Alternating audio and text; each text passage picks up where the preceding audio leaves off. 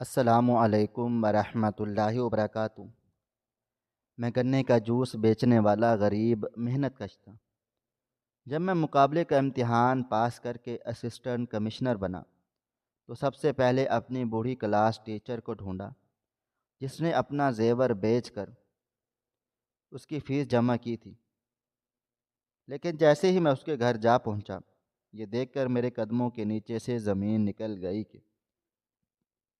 اس عورت کو ڈھونڈتے ہوئے مجھے 2 گھنٹے گزر چکے تھے۔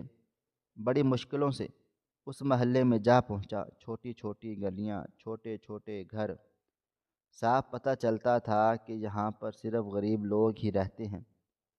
لیکن جو یہاں پر رہتی تھی، میں اس کی قسمت بدلنے کے لیے آیا تھا، بس وہ مجھے مل جاتی۔ بڑی مشکل سے پوچھتے پوچھتے گھر تک پہنچا، لیکن ابھی گھر کے باہر ہی پہنچا تھا کہ اندر سے عجیب و غریب قسم کی آوازیں سنائی دی۔ تھوڑا اندازہ ہو رہا تھا کہ کیا ہو رہا ہے۔ شاید مجھے اندر نہیں جانا چاہیے تھا، شاید یہ ان کا ذاتی معاملہ تھا، لیکن میں اندر داخل ہو گیا اور سامنے کا منظر دیکھ کر حیران رہ گیا، کیونکہ سامنے اور کچھ نہیں، میری قسمت کا دروازہ کھلا پڑا تھا۔ کیونکہ میری ایک بڑھایا ہوا قدم مجھے میری قسمت کا بادشاہ بنانے والا تھا۔ یہ وہ ماحول تھا کہ اگر میں اس سے فیصلہ کرتا تو میری زندگی، دنیا اور آخرت دونوں سنور جاتی۔ اور میں نے ایک بہترین فیصلہ کیا۔ میں نے فیصلہ کیا کہ میں اس عورت سے، میرا نام محمد بلال ہے، میں ان گنت خوابوں کا امین تھا۔ غربت کی چھاؤں میں پلا، جوان ہوا، سڑک کے کنارے ایک ٹوٹے پھوٹے مکان میں رہتا تھا جس کی چھت بارش کے دنوں میں پانی سے لبریز ہو جاتی تھی۔ زمین کچی تھی، دیواریں پرانے، دل میں چمکتے والے خواب۔ ہر روز صبح جب میں آنکھ کھولتا تھا، میری چھت پر لٹکتے بلب کی کمزور روشنی میں میرا دل ایک نئی آس امید سے بھر جاتا تھا۔ میرے ابا دنیا سے جا چکے تھے۔ ایک بوڑھی ماں، 2 چھوٹے بہن بھائی میرا سہارا تھے۔ تعلیم کا شوق تھا، ذہانت میری پہچان تھی، مگر حالات نے مجھے اسکول سے ریڑھ تک لا پھینکا تھا۔ 6ٹی جماعت سے 10ویں جماعت تک میں ہمیشہ پوزیشن لیتا تھا۔ انگلش میری پسندیدہ سبجیکٹ تھی۔ میں بڑے اعتماد سے بولتا تھا، میری آواز میں نرمی تھی، تلفظ درست، لہجہ صاف۔ میں جب بولتا لوگ رک جاتے، سنتے، مسکراتے، حیران ہوتے تھے۔ میرے گنے کے جوس کی ریہڑی پر زیادہ لوگ ذائقے کے نہیں، میری شخصیت کے مداح تھے۔ سفید کڑاکے دار کرتا، نیلا صاف پینٹ، صاف ستھرا چہرہ، تراشے ہوئے بال سنہری دھوپ میں چمکتی، سبز آنکھیں، گوری رنگت، ہونٹوں پہ ہلکی مسکراہٹ۔ ہر گزرنے والا 2 لمحے رک کر دیکھتا تھا کہ بچے ہنستے تھے، بڑے نظریں جما کر حیرت سے دیکھتے تھے، نوجوان رقص تکا کرتے تھے۔ اکثر لوگ سوال کرتے تھے کہ بھائی آپ جیسے پڑھے لکھے لڑکے یہاں کیا کر رہے ہیں؟ میں نے مسکرا دیتا تھا، جو اب دینے کا حوصلہ نہیں ہوتا تھا۔ اندر سے ٹوٹ چکا تھا، خواب بکھر چکے تھے، امیدیں مدھم ہو چکی تھیں، مگر ہاتھ خالی تھے، جیب خالی تھی۔ چھوٹے بہن بھائی کی کتابیں، کاپیاں، ماں کی دعا، بجلی کا بل، سب میری ریہڑی سے جڑے تھے۔ میں نے ہار نہیں مانی، ہر روز نئے جذبے سے اٹھتا تھا۔ گنے خریدتا تھا، برف لاتا تھا، مشین چلاتا تھا، آواز لگاتا تھا۔ شام کو بچت گنتا، دن گزرتے چلے گئے، مگر اندر کی آگ بڑھتی چلی گئی۔ میں خود سے سوال کرتا تھا، کیا میں صرف گنے والا بن کر رہ جاؤں گا؟ کیا میرے خواب کبھی حقیقت نہیں بنیں گے؟ کیا میرا دماغ، میری صلاحیتیں، میرے الفاظ سب گلی کے دھویں میں ضائع ہو جائے گا؟ کیا کوئی موقع ہے میرے لیے بچا ہے؟ کیا میرے نصیب میں صرف دھوپ ہے، پسینہ ہے، تھکن ہے؟ ایک دن ایک ایسے ہی جب دوپہر کا وقت تھا، دھوپ بہت تیز تھی، میں مشین چلا رہا تھا، میری شرٹ پسینے سے بھیگ چکی تھی، سامنے ایک عورت کھڑی تھی، سفید دوپٹہ سر پر تھا، آنکھوں میں حیرت تھی، چہرے پر حیرانگی کا رنگ تھا۔ میں نظر اٹھائی، پہچاننے کی کوشش کی، وہ میری اسکول کی ٹیچر زبیدہ تھی۔ میری آواز بند ہو گئی، دل کی دھڑکن تیز ہو گئی، ہاتھ رک گئے، لمحہ ٹھہر گیا۔ وہ کہنے لگی، بلال تم یہاں کیا کر رہے ہو؟ ہم نے تمہیں میٹرک کروایا تھا، ہم تو یہی سمجھے تھے کہ تم کسی بڑی پوسٹ پر ہوگے، کسی کی آفس میں بیٹھ کر حکم دے رہے ہوگے اور ایک اچھی وردی پہن کر فائلیں کے ڈھیر میں مصروف ہوگے، تم تو گنے بیچ رہے ہو۔ میں خاموش کھڑا رہا، آنکھیں جھکی ہوئی تھی، چہرے پر شرمندگی تھی، زبان ساتھ نہیں دے رہی تھی۔ وہ قریب آئی، مجھے غور سے دیکھا، کہنے لگی، تم تو ویسے ہی خوبصورت ہو جیسے اسکول کے دنوں میں تھے، تمہاری سبز آنکھیں اب بھی بولتی ہیں، تمہاری شکل میں معصومیت ہے، تمہاری مسکراہٹ میں چمک ہے۔ میں نے ہمت کی کہ ان کو سب سے پہلے سچ بتایا جائے۔ غربت کا ذکر کیا، ابا کی موت کا بتایا، چھوٹے بہن بھائیوں کی ذمہ داری کا ذکر کیا، پڑھائی چھوڑنے کا دکھ بیان کیا۔ ان کے چہرے پر دکھ تھا، ان کی آنکھوں میں نمی تھی۔ وہ بولی، بلال تم تو میرے سب سے اچھے اسٹوڈنٹ تھے، یاد ہے؟ میں تمہاری فیسیں خود دیا کرتی تھی کیونکہ تم ہر امتحان میں پہلا نمبر لاتے تھے۔ مجھے تم سے ہمیشہ امید رہی تھی کہ تم بہت آگے جاؤ گے، تم قوم کا فخر بنو گے۔ تمہاری صلاحیتیں، تمہارے بولنے کا انداز، تمہاری سمجھ بوجھ، سب کچھ غیر معمولی تھا۔ مگر یہ غربت ہے نا بیٹا، یہ بڑے بڑے خواب کھا جاتی ہے، یہ تم جیسے ہیرے کو بھی مٹی میں چھپا دیتی ہے۔ میں خاموش رہا، وہ بولتی رہی، کہنے لگی، میرا نمبر رکھ لو، میں کبھی کبھار تمہیں کال کر لیا کروں گی، شاید کسی دن کوئی راستہ بن جائے، شاید کوئی موقع نکل آئے۔ میں نے ان کا نمبر لکھ لیا، دل میں ایک امید سی جاگی، وہی زبیدہ ٹیچر جو کبھی ہمیں پیار سے پڑھایا لکھایا کرتی تھی، جو ہر بچے سے محبت سے بات چیت کرتی تھی، اور جو ہمیں صرف طالب علم نہیں اپنی اولاد سمجھتی تھی، اب بوڑھی ہو چکی تھی، آنکھوں کے گرد جھریاں تھیں، آواز میں لرزش تھی، مگر دل وہی نرم مزاج، وہی خوشبو، وہی ان میں کہ ان سے مل کر خوش ہوا۔ میرے دل میں برسوں کی پرانی یادیں تازہ ہو گئیں، ان کا وہ کلاس روم میں پڑھانا، ان کا بلیک بورڈ پہ چاک سے لکھنا، ان کا ہماری طرف دیکھ کر تعریفیں کرنا، ان کی مسکراہٹ، ان کے ہاتھوں کی خوشبو، جیسے وہ سب کچھ لوٹ آیا ہو، جیسے وقت رک گیا ہو، جیسے میں پھر 10 سال کا بچہ بن گیا ہوں۔ ان کے ساتھ چند لمحے گزار کے دل ہلکا ہو گیا، جیسے برسوں کا انتظار کا بوجھ اتر چکا ہو۔ میں ان کی باتوں سے بے میں خلوص تھا، ان کی بے نظیر نظروں میں سچائی تھی، اور ان کے علاوہ شاید باتوں سے لگا کہ شاید میرا وقت پھر آ سکتا ہے، شاید قسمت ایک بار پھر میرے دروازے پر دستک دے گی، شاید میں پھر یہی خواب دیکھ سکوں گا۔ ان کے الفاظ میرے اندر اترتے چلے گئے، میں نے ان کی باتوں کو اپنے دل میں جگہ دی، ان کے الفاظ میرے لیے دعا کی طرح تھے۔ میں نے ان کو جاتے ہوئے دیکھا، دل چاہا کہ رک جائیں، بات کریں، پر وہ چلی گئیں۔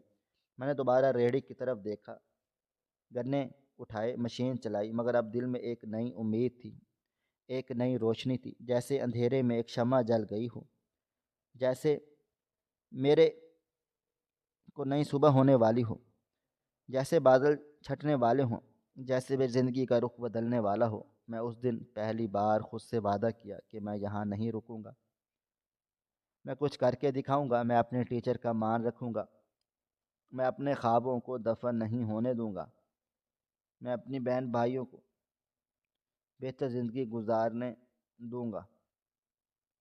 میں ماں کے چہرے پر خوشی لاؤں گا۔ میں گنے کا جوس بیچتا ہوا بھی اپنی عزت سے کا سودا نہیں کروں گا۔ میں خود کو بہتر بنانے کے ہر موقع سے فائدہ اٹھاؤں گا۔ اور اب مجھے یقین تھا کہ زبیدہ ٹیچر کا ملنا اتفاق نہیں، پیغام تھا۔ شاید قدرت نے میرے لیے کوئی نیا راستہ چنا ہے، شاید میرے وقت کا آغاز ہونے والا ہے۔ میرے دل و دماغ میں زبیدہ ٹیچر کی یہ بات یوں پیوست ہو گئی تھی جیسے برسوں پرانا تیر کسی درخت میں گڑ جائے۔ تم تو بڑے ذہین و فطین تھے، ہمیں امید تھی کہ تم کچھ بڑا کرو گے۔ ان کے لہجے میں جو دکھ تھا وہ میرے اندر ایک طوفان سا برپا کر گیا۔ مجھے ایسے لگا جیسے میں نے ان کی امید توڑی، جیسے میں نے ان کے اعتبار پر پورا نہ اتر سکا، جیسے میرے اندر جو چنگاری تھی وہ بجھنے لگ گئی تھی، جیسے خوابوں کا وہ روشن دائرہ جسے میں نے خود کو ہمیشہ ایک اعلیٰ مقام پر دیکھا تھا، دھند میں گم ہو چکا تھا۔ اسی دن میں نے خود سے وعدہ کیا کہ میں کچھ بن کے دکھاؤں گا، میں صرف ان کے لیے نہیں، اپنے لیے بھی، کیونکہ اگر میں نے خود کو ثابت نہ کیا تو میں ساری زندگی اسی ریڑھی کے ساتھ جڑا رہ جاؤں گا۔ میرے لیے یہ فیصلہ بہت مشکل تھا۔ گھر میں بھوک تھی، ماں کی ادھوری دوائیاں تھیں، بہن بھائیوں کی سکول کی فیسیں تھیں، روز کی ضرورتیں تھیں جن کا بوجھ صرف میرے کندھوں پر تھا۔ ایسے میں پڑھائی کو وقت دینا، خوابوں کو وقت دینا، ان کے لیے جگہ نکالنا ایسے ہی تھا جیسے پیاسے کو صحرا میں پانی تلاش کرنا۔ پھر بھی میں نے فیصلہ کر لیا کہ میں دن بھر گنے کا جوس بیچا، جب گاہک کم ہوتے میں کتابیں کھول لیتا۔ گرمی سے شرٹ بھیگ بھی جاتی تھی، دھوپ میں آنکھیں جیسے چمکنے لگتی تھیں، مگر میں لفظوں میں کھویا رہتا تھا۔ کچھ گاہک حیرت سے دیکھتے، کچھ مذاق اڑاتے، کچھ کہتے نہ، یا تو پڑھائی کر لو یا دکانداری چلا لو، دونوں ایک ساتھ نہیں ہوتے۔ کچھ یوں سمجھتے کہ جیسے میں کوئی تماشا ہوں۔ ان کو کیا خبر میرے دل میں کیا ارادہ ہے، میرے نگاہ میں کیا منظر ہے۔ مجھے یہ بھی یاد ہے کہ کئی بار ایسا ہوتا تھا کہ کوئی گاہک کھڑا ہوتا اور میں کتاب میں ایسا ڈوبا ہوا ہوتا کہ وہ چلا جاتا تھا، اس کی موجودگی کا پتہ ہی نہ چلتا۔ کچھ ناراض ہو کر چلے جاتے مگر مجھے پرواہ نہ ہوتی، کیونکہ میری نظر اس وقت ایک بڑی دنیا پر تھی جو ایک روشن مستقبل پہ تھی۔ میں نے مقابلے کے امتحان کی تیاری کا فیصلہ کیا۔ نہ کوئی کوچنگ تھی، نہ کوئی گائیڈ، بس پرانی کتابیں تھیں، یادداشت کا سہارا تھا، ماں کی دعائیں تھیں اور اندر کا جنون تھا۔ جب کبھی تھک جاتا ماں کا چہرہ یاد آتا، جب کبھی ہار ماننے کو دل کرتا زبیدہ ٹیچر کی باتیں دل میں گونجنے لگتیں۔ کئی دن بھوکا بھی رہا، کئی راتیں روشنی کے بغیر بھی گزاری، مگر پڑھنا نہیں چھوڑا۔ پھر وہ دن آ گیا جب میں نے امتحان دیا، پورا دل لگا کے دیا جیسے سب کچھ اسی ایک پر لگا ہو۔ پھر انتظار شروع ہو گیا، دل بے چین سا رہنے لگا، ہر لمحہ خیال آتا اگر فیل ہو گیا تو کیا ہوگا، ماں کو کیا جواب دوں گا، بہن بھائی کیا سوچیں گے، ریڈی پہ دوبارہ جانا پڑے گا یا پھر کوئی چھوٹا موٹا کام ڈھونڈنا پڑے گا۔ انہی سوچوں میں دن گزرتے چلے گئے۔ پھر جب نتیجہ آیا اور میں نے دیکھا کہ میں ٹاپ 15 میں ہوں، میری اسسٹنٹ کمشنر کی پوسٹ لگ گئی ہے، تو وہ لمحہ میرے لیے قیامت کا دن نہیں، خوشیوں کا دن تھا۔ جیسے آسمان سے روشنی اترتی ہے، جیسے جیسے بادلوں کے پیچھے سے سورج جھانکنے لگا ہو، جیسے برسوں کی محنت ایک پل میں رنگ لے آئی ہو۔ اور میری ماں کی آنکھوں میں خوشی کے آنسو تھے، بھائی بہن مجھے حیرت سے دیکھ رہے تھے، محلے والے آ کر مجھے مبارکباد دے رہے تھے۔ ریڈی کے سامنے وہی گاہک جو کبھی شکایت کرتے تھے اب تعریفی نظروں سے دیکھ رہے تھے۔ میری کہانی نہ صرف شہر بلکہ میڈیا تک جا پہنچی۔ گنے کا جوس بیچنے والا اسسٹنٹ کمشنر بن گیا، یہ سرخی ہر طرف گونجنے لگی۔ میرے انٹرویوز ہونے لگے تھے، لوگ میری تصاویر چھپی، میرا انٹرنیٹ ذکر اخبارات اور ٹی وی پر چلا آیا، لوگ تعریفیں کرنے لگے، دعائیں دینے لگے۔ جو کبھی کہتے تھے کہ تم کچھ بھی نہیں کر سکتے، اب وہی مجھے اپنا فخر سمجھنے لگے۔ مجھے نہ صرف نوکری ملی بلکہ گھر بھی ملا، سرکاری گاڑی بھی ملی، عزت بھی ملی، سکون بھی ملا۔ وہی چہرہ جو پہلے دھوپ میں پسینے سے تر رہتا تھا اب اسسٹنٹ کمشنر کی دھوپ میں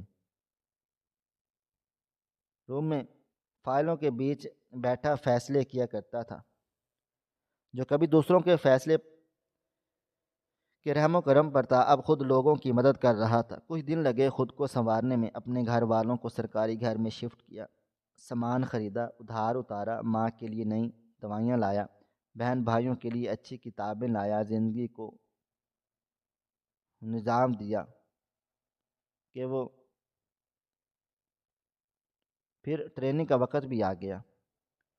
نئے ماحول، نئے لوگ، نئے اصول، نئی ذمہ داریاں، ہر لمحہ کچھ سیکھا، ہر دن کچھ نیا جانا، اپنی حیثیت کو سمجھا، اپنی طاقت کو پہچانا۔ پھر جب باقاعدہ ڈیوٹی شروع ہوئی تو دل میں ایک ہی احساس تھا، کیا میں وہ بلال نہیں رہا جو ریڑھی پہ گنے کا رس نکالتا تھا؟ اب میں وہ بلال تھا جو جس نے خوابوں کو حقیقت میں بدل ڈالا ہے، جس نے حالات کے سامنے ہار نہیں مانی، جس نے زبیدہ ٹیچر کی امیدوں کو توڑنے نہیں دیا، جس نے غربت کی زنجیروں کو توڑ کے اپنی تقدیر لکھی ہے۔ میرے چہرے پر پہلے جو اعتماد پہلے بھی تھا اب اس میں وقار بھی شامل ہو چکا تھا۔ میرے لباس میں جو صفائی پہلے بھی تھی اب بھی ان میں وقار کا اضافہ ہو چکا تھا۔ کچھ لوگ کہتے تھے کہ بڑے عہدوں پر ہمیشہ خوبصورت لوگ ہی ہوتے ہیں۔ ان کا کہنا تھا خوبصورتی بھی ایک معیار ہوتی ہے، مگر میں نے اس کو سمجھنے سے قاصر ہو گیا تھا۔ میں نے کہا کہ ایک معیار ہے۔ میں نے ہنستے ہوئے کہا اگر ایسا ہے تو میری خوبصورتی نے میرا ساتھ دیا، مگر اصل بات یہ ہے دل خوبصورت ہو تو چہرے پر بھی نرمی آ جاتی ہے۔ میری کامیابی میں میری محنت، میری دعا، میری ماں کا صبر، میری ٹیچر کا یقین سب کچھ شامل تھا۔ میں اب وہی بلال تھا، مگر میری زندگی بدل چکی تھی۔ میری سوچ، میرا رویہ، میری ذمہ داریاں، میرا دائرہ سب بدل چکا تھا۔ میری ماں نے جس دن کیا کہ اگر تمہاری منگنی تمہارے کزن سے ہو چکی ہے اور جلد شادی کی تاریخ بھی رکھنی ہے، میرے دل میں کچھ عجیب سا ہونے لگا۔ بچپن سے میں اس لڑکی کو جانتا تھا، اس کی ماں کی وہ بات جو برسوں پہلے سنی تھی کانوں میں گونجنے لگی۔ اس دن جب میری ماں ان کے گھر رشتہ لے کر گئی اور انہوں نے کہا تھا غریب ہو لیکن شکل صورت کے اچھے ہو، اس لیے تو اپنی بیٹی دے رہے ہیں، یہ جملہ تیر بن کر میرے سینے میں پیوست ہو گیا تھا۔ میں نے کچھ کہا نہیں تھا، ماں خاموش تھی، مگر اس کی آنکھوں میں وہ دکھ تھا جو صرف ایک ماں ہی سمجھ سکتی ہے، محسوس کر سکتی ہے۔ ماں کے نے وقت کے ساتھ اس بات کو نظر انداز کر دیا، لیکن میں کبھی نہیں بھولا تھا۔ میرے دل میں یہ بات کسی خراش کی طرح رہ گئی۔ ماں نے کہا بیٹا اس وقت وہ جھوٹ نہیں بول رہی تھی، ہم واقعی غریب تھے۔ اب اگر امیر ہو گئے ہیں اور ہم یہ رشتہ توڑ دیں گے تو دنیا ہمیں برا بھلا کہے گی۔ رشتہ تو انکار نہیں کرتا، ہم کریں گے، ہم توڑیں گے اور تو ہماری عزت پر داغ لگے گا۔ میں نے ماں کی بات مانی، میں نے کہا ٹھیک ہے جو ہونا ہے ہو جائے گا، میں اس سے شادی کروں گا۔ دل میں ایک خلا ضرور تھا، پر ماں کی خوشی میرے لیے سب کچھ تھی۔ اب انہی دنوں میرے ذہن میں ایک اور خیال آیا کہ میں اپنی پرانی استاد زبیدہ ٹیچر سے ملوں گا جو میری زندگی میں روشنی کی پہلی کرن تھی، جنہوں نے مجھے ہمیشہ سے سپورٹ کیا تھا، مجھے اسکول میں رکھا، میری فیسیں اپنی جیب سے دیں، مجھ پر یقین کیا، میری صلاحیتوں پر بھروسہ کیا۔ وہ میری زندگی کی واحد انسان تھی جنہوں نے کبھی میرے چہرے سے نہیں میری آنکھوں سے میری ذہانت کو پہچانا۔ اب میں اسسٹنٹ کمشنر بن چکا تھا، میرے پاس سب کچھ تھا، سرکاری گاڑی تھی، اختیار تھا، عزت تھی، مقام تھا، وقت تھا کہ اب میں ان کے پاس جا پہنچا تھا اور جا کر ان کا شکریہ بھی ادا کروں گا۔ میں ان کو بتاؤں گا کہ آپ کی دعائیں رنگ لے آئیں، آپ کی امیدوں نے مجھے ہارنے نہیں دیا، آپ کا اعتبار میرے لیے طاقت بن گیا۔ ان سے ملنے کے لیے میں نے خاص تیاری کی، ان کے لیے تحفے خریدے، ان کے لیے پھل فروٹ لائے، ان کے لیے وہ سب کچھ لایا جو میں لا سکتا تھا۔ میں نے ان کا نمبر نکلوا دیا، ان کے پتے کا پتہ لگایا۔ ظاہر ہے میرے لیے سب کچھ اب مشکل نہیں رہا تھا۔ میں نے فیصلہ کیا کہ میں خود جا کر ملوں گا، خود جا کر بتاؤں گا کہ جس بلال پر انہوں نے اعتماد کیا تھا وہ اب کسی مقام پر پہنچ چکا ہے۔ اب وہ بلال سرکاری وردی میں ان کے سامنے کھڑا ہوگا جو کبھی ان کے پیسوں سے پڑھا لکھا کرتا تھا۔ ان کے احسان کا بدلہ تو نہیں دے سکتا پر شکریہ تو ادا کر سکتا تھا۔ ان کے احسان گاڑی نکلوائی، پتے پر روانہ ہوا۔ راستے میں دل کی دھڑکنیں تیز تھیں، آنکھوں میں جذبات کا طوفان اٹھا تھا۔ دل میں عجیب سا ولولہ تھا کہ جب وہ مجھے دیکھیں گی تو کیا ہوگا، وہ کیا کہیں گی، ان کا رد عمل کیسا ہوگا۔ میں بار بار ذہن میں یہ منظر لاتا تھا کہ دروازہ کھلتا ہے، میں اندر داخل ہوتا ہوں، وہ مجھے دیکھ کر حیران ہو جاتی ہیں، خوش ہو جاتی ہیں، دعائیں دیتی ہیں، آنکھوں میں آنسو آ جاتے ہیں۔ میں ان کے سامنے بیٹھتا ہوں، ان کی خیریت پوچھتا ہوں، ان کا حال جانتا ہوں، ان سے ان کی زندگی کی مشکلات سنتا ہوں، ان سے اپنی کامیابی کا راز بانٹتا ہوں۔ راستہ لمبا تھا، سوچیں گہری تھی، خیالات مسلسل آ رہے تھے۔ دل کو سکون نہیں تھا، جیسے کوئی بے چینی ہو، کوئی انجانی کشش ہو۔ گاڑی جب اس محلے میں داخل ہوئی تو منظر بدلنے لگا۔ یہ جگہ بہت پرانی سی لگ رہی تھی، چھوٹے چھوٹے گھر، کمزور دیواریں، تنگ گلیاں، گرد آلود راستے، چھوٹے چھوٹے بچے ننگے پاؤں دوڑتے ہوئے، کچھ عورتوں کے سائے میں بھی بیٹھے ہوئے تھے۔ منظر دل کو چھو رہا تھا۔ میری سرکاری گاڑی ان سڑکوں پر ٹھیک سے چل نہیں پا رہی تھی، کبھی نالیوں کا پانی، کہیں پتھروں کی رکاوٹ، کہیں موڑ اتنے تنگ کہ گاڑی مڑ نہ سکے۔ میں نے ڈرائیور سے کہا کہ بس یہیں روک دو، میں پیدل چلے جاتا ہوں۔ ہاتھ میں پھولوں کا گلدستہ اور دوسرے ہاتھ میں تحفے کا بیگ تھا۔ وردی میں تھا، شان سے چل رہا تھا۔ لوگ مجھے حیرت سے دیکھ رہے تھے۔ کچھ دروازے کھل گئے، کچھ کھڑکیاں ہلنے لگیں، کچھ بچے رک گئے، کچھ بوڑھے اٹھ گئے۔ میں آگے بڑھتا چلا گیا، ہر گلی، ہر موڑ پر، ہر قدم مجھے ماضی کی طرف دھکیل رہا تھا، جیسے ہر اینٹ پر دیوار مجھے دیکھ کر میرا نام لے رہی ہو۔ وہ دن یاد آ رہے تھے جب میں ان بچوں کی طرح ننگے پاؤں انہیں گلیوں میں بھاگتا تھا۔ وہ لمحے یاد آ رہے تھے جب میں ایک پیسے کے لیے تڑپتا تھا۔ ہر قدم کے ساتھ دل کی دھڑکن تیز ہوتی جا رہی تھی، پسینے کے قطرے ماتھے پر آنے لگے۔ گلیوں میں کچھ لوگ پہچاننے کی کوشش کر رہے تھے، کچھ نے پہچان لیا، کچھ بڑبڑانے لگ گئے تھے۔ میں ان سب سے بے خبر اپنے مقصد کی طرف بڑھتا چلا گیا۔ دل میں صرف ایک خیال تھا کہ ٹیچر سے ملنا ہے، ان سے نظریں ملانی ہیں، ان کو بتانا ہے کہ وہ جیت گئی ہیں، ان کی سوچ جیت گئی، ان کا ایمان جیت گیا، ان کی دعا جیت گئی۔ میں ان کے دروازے کے قریب پہنچا، کچھ لمحے رک گیا، دل عجیب سے غریب جیسے خواب میں ڈوبا ہو۔ کچھ لمحوں کے لیے آنکھیں بند کی، جیسے دعا مانگی ہو، جیسے اندر کے طوفان کو روکنے کی کوشش کی۔ پھر قدم بڑھایا، دروازہ ابھی بند تھا مگر اندر سے کچھ آوازیں آ رہی تھیں، جیسے کسی بات پر جھگڑا ہو رہا ہو، جیسے کسی عورت نے چیخ سنائی دی ہو، جیسے کچھ چیزیں گرنے کی آواز آئی ہو۔ میں ہچکچانے لگا، قدم رکنے لگے، دماغ میں سوالات گونجنے لگے۔ کیا ابھی جانا مناسب ہے؟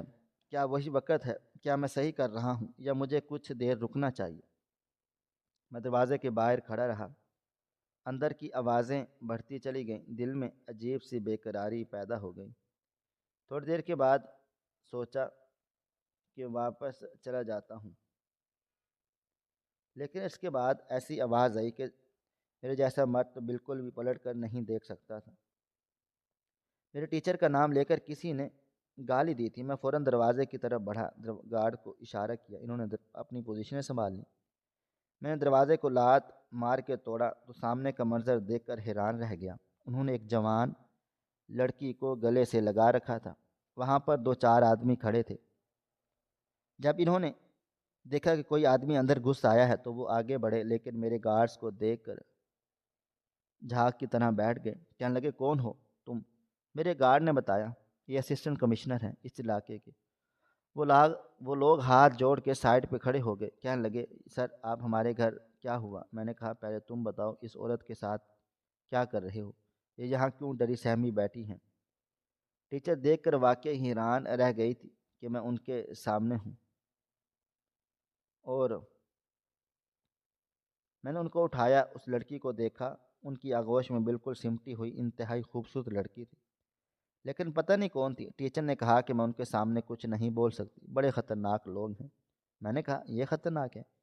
ان کی ایسی کی تیسی، کیا بات ہے؟ انہوں نے کہا کہ یہ میرے بھائی ہیں، میرے حصے پہ قبضہ کرنا چاہتے ہیں۔ میں نے کہا کہ مجھے میرا حصہ دو، تو کہتے ہیں حصہ نہیں دیں گے اور بدلے میں میری بیٹی کا رشتہ مانگ رہے ہیں، لیکن میں اپنی بیٹی کا رشتہ ان کو دینا نہیں چاہتی، کیونکہ جس لڑکے کے لیے مانگ رہے ہیں وہ نشئی ہے اور اس کی دوسری شادی ہے۔ کہتے ہیں اگر رشتہ نہیں دیا تو چلے جاؤ یہاں سے، مجھے اور میری بیٹی کو گھر سے نکال رہے ہیں۔ بیٹا ہمارا تو کوئی بھی نہیں ہے۔ جب میں نے یہ سب کچھ سنا تو میں نے ان کو گھور کے دیکھا اور ان سے اتنا ہی کافی تھا۔ میں نے وہیں کھڑے کھڑے پولیس کو بلا لیا اور کہا ذرا ان کی خدمت کرو، ان کے سسرال لے چلو۔ سسرال سے میرا مطلب پولیس اسٹیشن تھا۔ وہ معافیاں مانگنے لگے، لیکن میں نے ان کو بغیر سزا دیے جانے نہیں دینا تھا، اور جو بیٹیوں اور بہنوں کا حق کھاتے ہیں اور عورتوں کو مجبور کرتے ہیں وہ سزا کے ہی مستحق ہوتے ہیں۔ میں نے اپنے ٹیچر کا ہاتھ تھاما اور کہا آپ میرے ساتھ چلیں۔ میں ان کو اپنی گاڑی میں بٹھایا، اپنے بنگلے میں لے آیا۔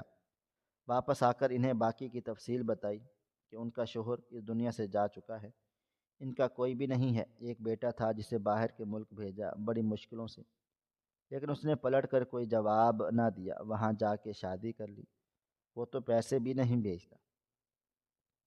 میں نے اپنے ٹیچر سے کہا کہ آپ میرے لیے ماں کی جگہ ہیں، آپ نے میری فیسیں بھرنے کے لیے اپنے زیورات بیچ ڈالے ہیں اور بیچ دیے، یہ میں کیسے بھول سکتا ہوں؟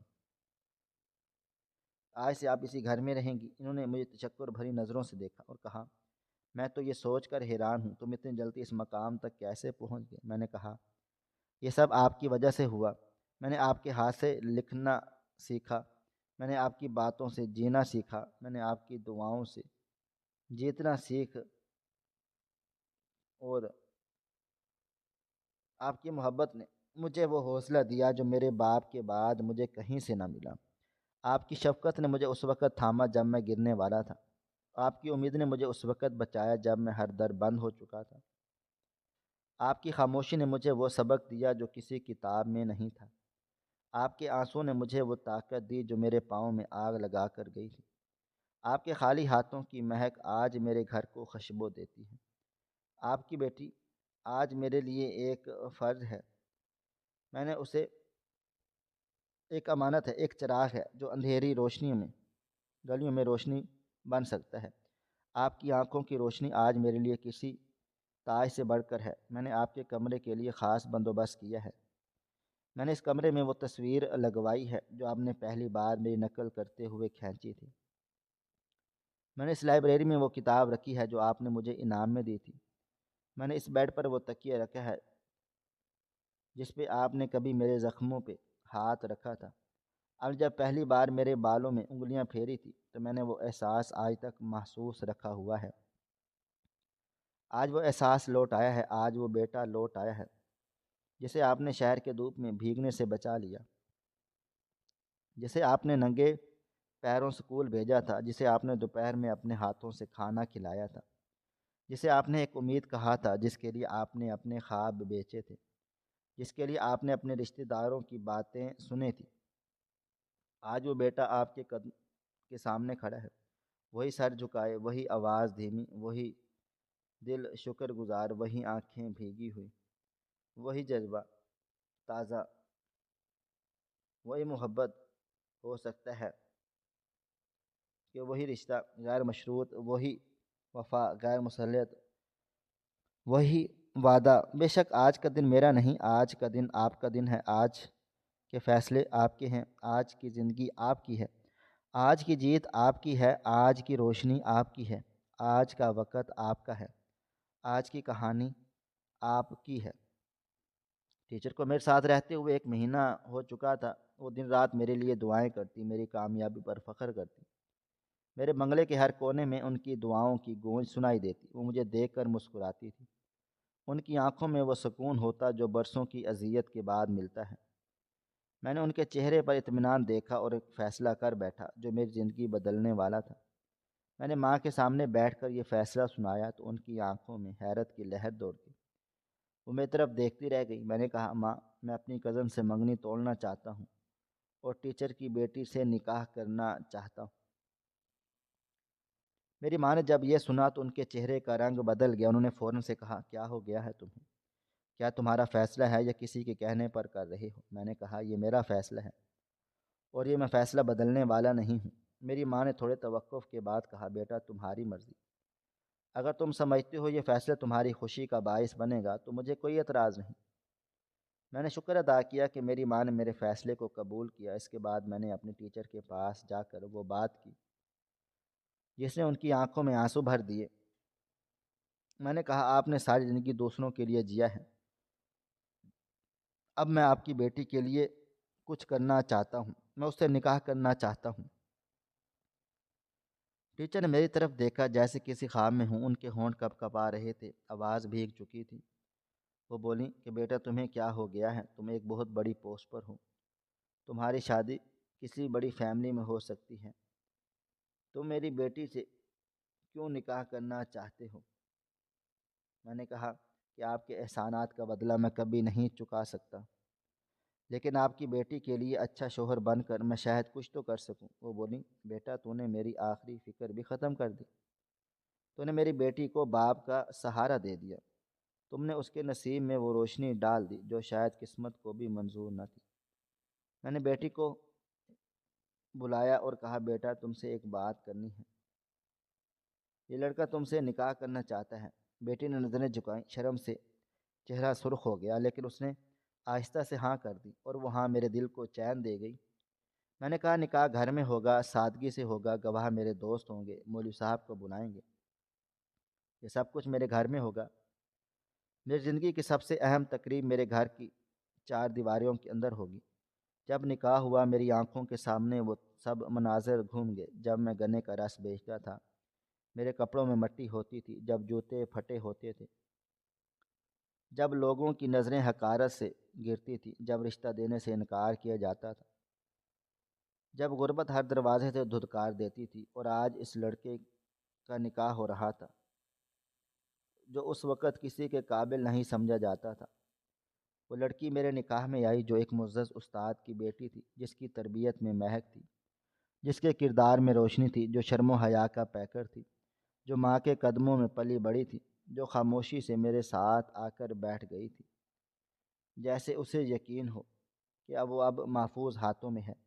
میرے گواہ وہی لوگ تھے جنہوں نے کبھی میرا مذاق اڑایا تھا، سب مہمان وہی تھے جنہوں نے کبھی میرا مذاق اڑایا، کبھی میرے گھر والوں کا دروازہ نہیں کھولا، کھٹکھٹایا تھا۔ میری ماں وہی ماں تھی جو آج بھی میرے لیے دعاؤں کا چراغ تھی۔ میری ٹیچر وہی ٹیچر تھی جو آج اپنے خوابوں کو حقیقت بنتے دیکھ رہی تھی۔ میری بیوی وہی بیٹی تھی جو ماں کے لیے آنکھوں کا نور تھی۔ نکاح کے بعد وہ میرے گھر کی زینت بن گئی، وہ میرے لیے سکون بن گئی، میری زندگی کی رونق بن گئی۔ اس کے وجود سے میرے کمرے میں خوشبو آنے لگی، اس کی موجودگی سے میرے دل کو چین ملنے لگا، اس کی باتوں سے میرے دن کی تھکن اترنے لگی، اس کے انداز سے میرے دل میں محبت پروان چڑھنے لگی۔ وہ نہ صرف میری بیوی تھی، وہ میری ساتھی تھی، وہ میری رازدار تھی، وہ میری عبادت تھی، وہ میرا فخر تھی۔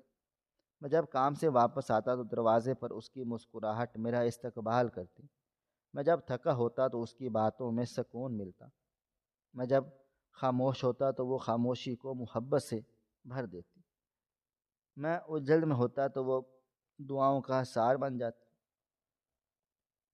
اور واقعی ایک استاد کی بیٹی تھی جس کی تربیت میں عظمت تھی، جس کے انداز میں وقار تھا، جس کی باتوں میں حیا تھی، جس کے جذبوں میں اخلاص تھا، اور جس کے دل میں محبت تھی، جس کے لہجے میں مٹھاس تھی، جس کے ہاتھوں میں برکت تھی، جس کے آنے سے میری زندگی خوشیوں سے بھر گئی۔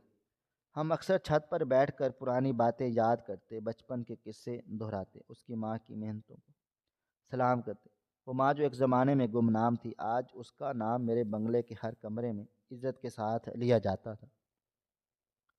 میں جب بھی ان کی طرف دیکھتا تو دل سے ایک دعا نکلتی، یا اللہ ہر کسی کو ایسی ماں، ایسی استاد، ایسی محسنہ عطا فرما، جو نہ بنا کسی صلے کے محنت کرے، جو بغیر کسی لالچ کے بھلا کرے، جو اپنا سب کچھ دے کر بھی شکایت نہ کرے، جو بیٹے کی بجائے انسان بنائے، جو شاگرد کو دنیا کے سب سے اونچے مقام پہ پہنچائے لیکن خود پیچھے رہ جائے۔ یہ استاد ہی ہوتے ہیں جو عام سے انسانوں کو بڑے بڑے مقامات پہ پہنچا دیتے ہیں لیکن خود بیچارے وہیں کھڑے رہ جاتے ہیں۔